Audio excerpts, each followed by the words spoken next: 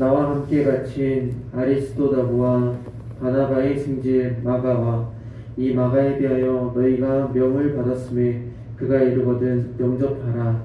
유스도라 하는 예수도 너희에게 무난하느니라. 그들은 할레파이나 이들만은 하나님의 나라를 위하여 함께 역사하는 자들이니 이런 사람들이 나의 위로가 되었느니라.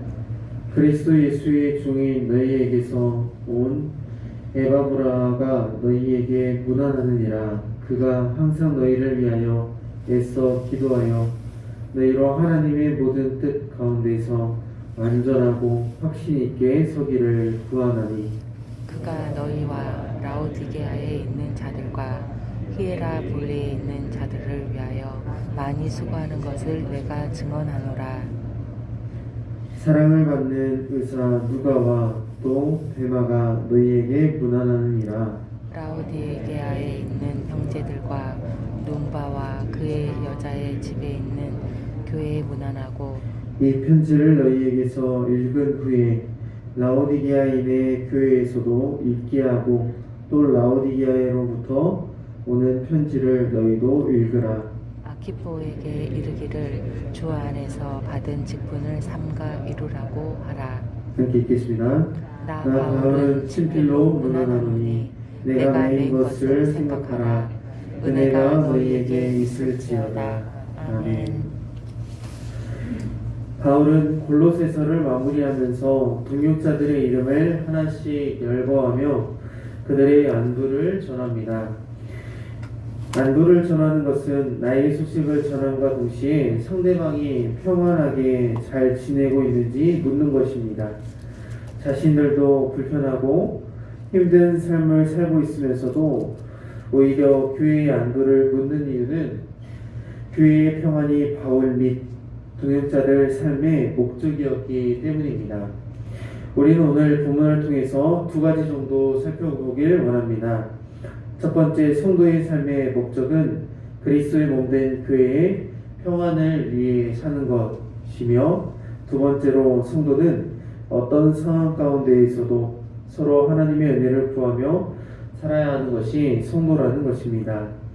이 두 가지를 오늘 골로새서 말씀을 통해 성도의 삶의 목적과 성도의 삶의 평안은 오직 하나님께로부터 나옴을 함께 살펴보기 원합니다. 먼저 성도의 삶의 목적은 그리스도의 몸된 교회의 평안을 위해 사는 것입니다. 10절로 14절 말씀에 보면 바울은 나와 함께 갇힌이라고 말하면서 당시 로마 감옥에 갇혔던 바울의 여러 동역자들을 소개하고 있습니다. 바울은 골로새 교회에 다음과 같은 사람들을 추천하고 있는데, 먼저 아리스다고와 바나바의 생질 마가와 유스도라는 예수와 에바브라입니다. 이들은 이방인이었고 헬라파였지만 바울은 이 사람들을 추천하면서 하나님의 나라를 위하여 함께 역사하는 자들이라고 말하고 있습니다. 그렇기 때문에 골로새 교회에 무난하면서 이들을 배척하지 말고 따뜻하게 영접하라고 특별히 오늘 본문에 부탁하고 있습니다.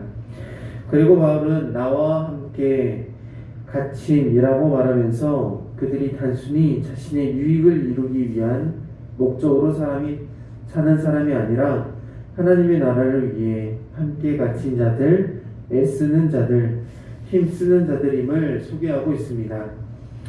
교회의 지체로서의 공동의 목표는 하나님의 나라를 위해 사는 것이고 그리스도의 몸된 교회가 평안하게 되는 것이기 때문에 바울은 하나님의 나라를 위해 사는 것에 대해 중요함을 다시 한번 강조하고 있습니다. 이러한 교회의 평안은 하나님의 나라를 위해 살고자 하는 성도들의 삶의 목표를 다르게 다시 한번 안내해 줍니다. 세상의 활발한 문화 교류로 인해서 당시 골로새 지역은 각자 자신만의 다양한 목적을 가지고 살아가고 있었지만, 그런 타락한 문화에 젖어 골로새 교회 성도들도 신앙의 어려움을 겪고 있었다는 것이 당시 성도들의 상황이었습니다.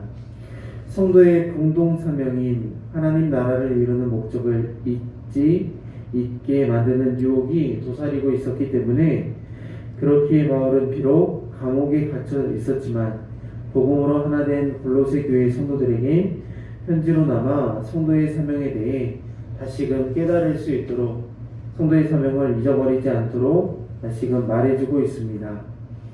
성도의 평화는 세상에 있지 않고 성도의 삶의 목적도 세상 가치와 기준에 있지 않다는 것이 바울이 오늘 말하고 있는 골로새서의 말씀입니다.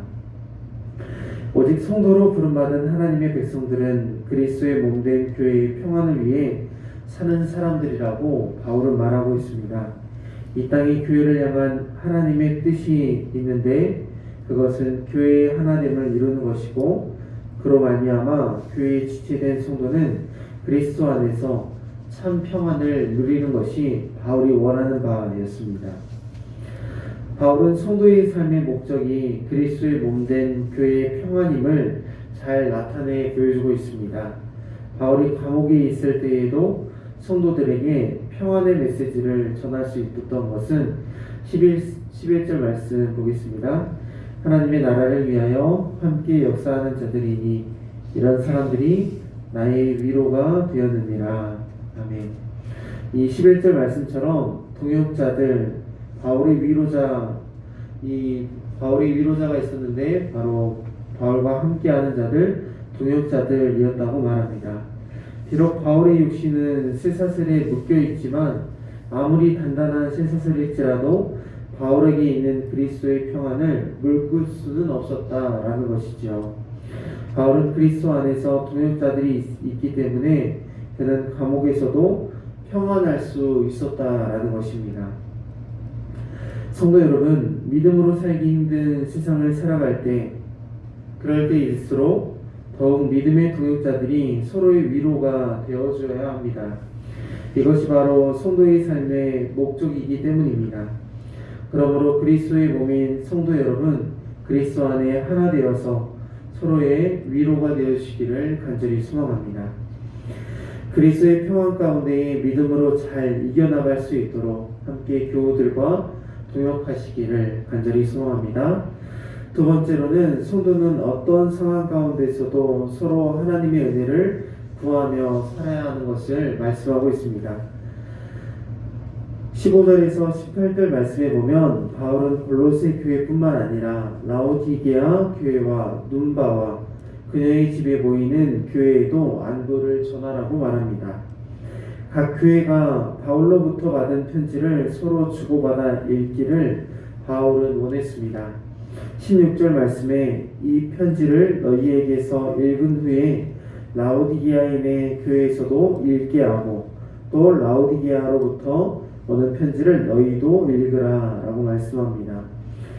그렇게 서로가 서로의 소식을 알게 될 때 교회 성도들은 서로가 처한 상황을 잘 알고 지체들을 위해 기도할 수 있게 됩니다.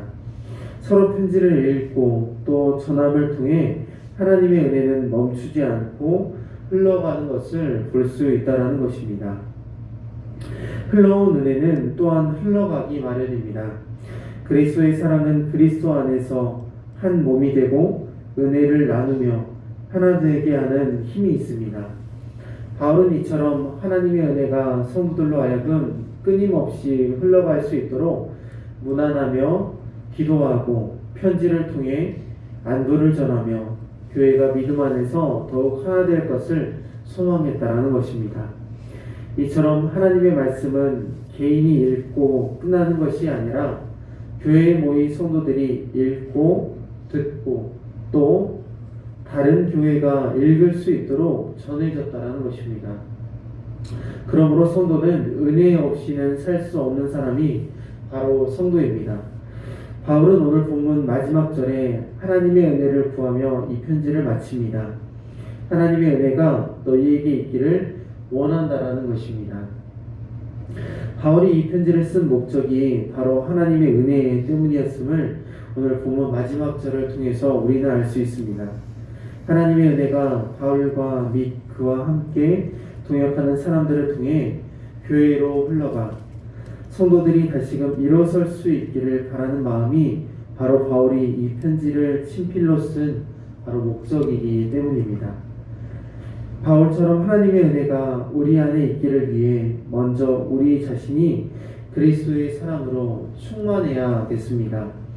하나님의 사랑이 없이는 하나님의 은혜를 흘려보낼 수 없기 때문에 만나서 전할 수 없으니 친필로 써서라도 전하려고 했던 하나님의 은혜는 비록 얼굴과 얼굴을 맞대고 볼 수는 없었지만 그를 통해 서로 교제하면서 형제의 형편을 알며 서로 위로하고 격려하며 축복할 수 있었습니다. 편지의 마지막까지 하나님의 은혜가 있기를 바라는 말로 편지를 바울이 마쳤던 것처럼 하나님의 은혜로 축복하는 모습을 볼 때 성도는 하나님의 은혜로 사는 사람임을 다시금 알 수 있게 됩니다. 하나님의 은혜가 성도로 하여금 고난 가운데 승리할 수 있는 힘을 얻게 합니다. 하나님은 우리로 위로하시고 은혜를 주시기를 원하시는 하나님이며 만날 수 있다면 만나서 만날 수 없다면 그를 통해서라도 하나님의 은혜가 흘러가기를 하나님은 원하신다라는 것입니다. 하나님의 일하심이 멈추지 않는 것은 우리를 향한 하나님의 뜻이 여전히 신실하기 때문입니다. 하나님의 은혜가 흘러가야 할 곳에 흘러가기 위해서 바울이 감옥에서 할 수 있었던 것은 글로나마 하나님의 은혜를 전하는 것이었습니다. 은혜를 전하는 것이 이 바울로 하여금 글을 쓰게 했다라는 것입니다. 성도 여러분, 좋은 일이 있을 때뿐만 아니라 바울처럼 이렇게 어려운 상황 가운데에 있어서도 하나님의 은혜를 말할 수 있는 우리 모두가 될 수 있기를 바랍니다. 뿐만 아니라 교회의 지체와 성도들 간에도 하나님의 은혜는 항상 흘러가야 된다는 사실을 기억하십시오. 그러나 우리들의 입과 삶을 통해 하나님의 은혜가 아닌 다른 것이 흘러가지 않도록 또한 주의해야겠습니다. 오직 우리는 일할 때에도 먹고 마실 때에도 잠에 들고 깰 때에도 하나님의 은혜가 전해질 수 있는 성도가 되어야 된다는 것입니다.